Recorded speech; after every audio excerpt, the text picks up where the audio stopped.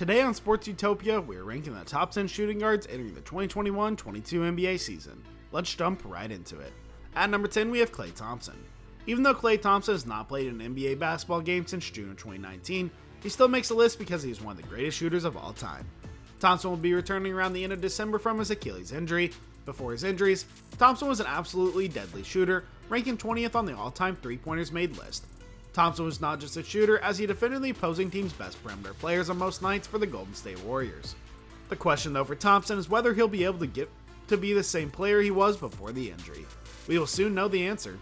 At number 9, we have McCollum. Mostly overshadowed by Damian Lillard potentially wanting out or the Portland Trail Blazers' playoff struggles, McCollum has had a terrific prior season. Many people most likely feel that the 30-year-old McCollum may have reached his peak. However, this may not be true, as McCollum's averaged a career high in points at 23.1 and a career high in assists in 4.7.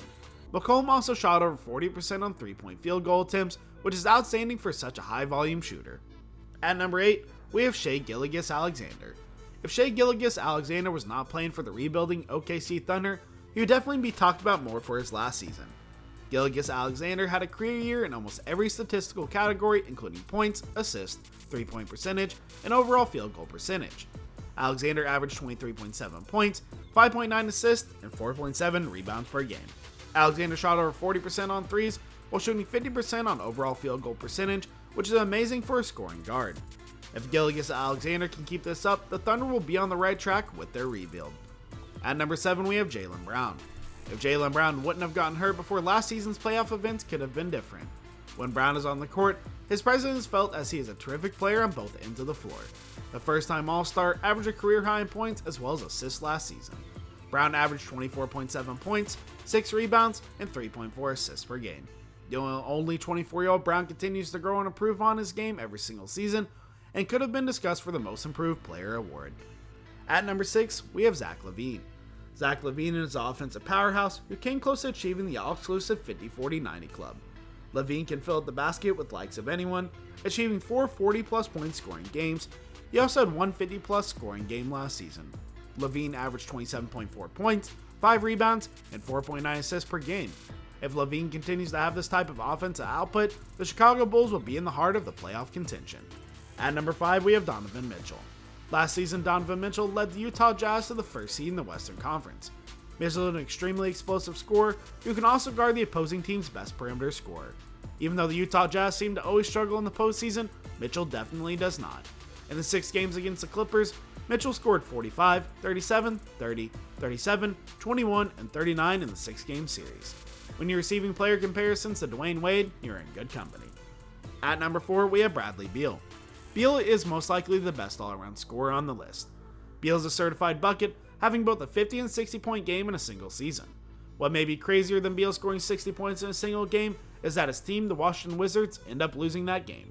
Aside from that, Beal averaged 31.3 points, 4.7 rebounds, and 4.4 assists per game. Beal is also the only 5th player all-time to average 30 plus points per game for back-to-back seasons.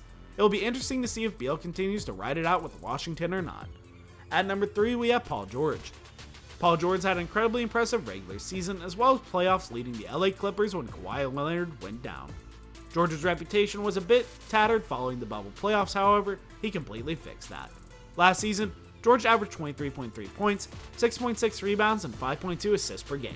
George was also at the top of his game on the defensive end on the floor, taking on the opponent's best perimeter player. George is one of the best two-way players that we have ever seen. At number 2, we have Devin Booker. Last season, Devin Booker did the unthinkable, leading the Phoenix Suns to the NBA Finals. Even without improving in any major statistical category, Booker still had a fantastic year, improving his leadership and toughness. Booker averaged 25.6 points, 4.2 rebounds, and 4.3 assists per game in the regular season. I would not be surprised to see Devin Booker take an even bigger leap this upcoming season and have himself in the middle of the MVP race. And finally, at number 1, we have James Harden. Harden is one of the best shooting guards of all time, probably ranking in people's most top 5 list. Harden is exceptional at scoring, rebounding, and finding the open teammate. Harden had an amazing prior season for the Brooklyn Nets, averaging nearly a triple-double with 24.6 points, 7.9 rebounds, and 10.8 assists per game. One major knock on Harden is staying healthy, which will be needed in order for the prohibitive favorite Nets to win the championship. Well guys, thank you so much for making it to the end of the video. Be sure to smash that like button, subscribe to Sports Utopia, and ring that notification bell so you never miss a video. Thanks for watching.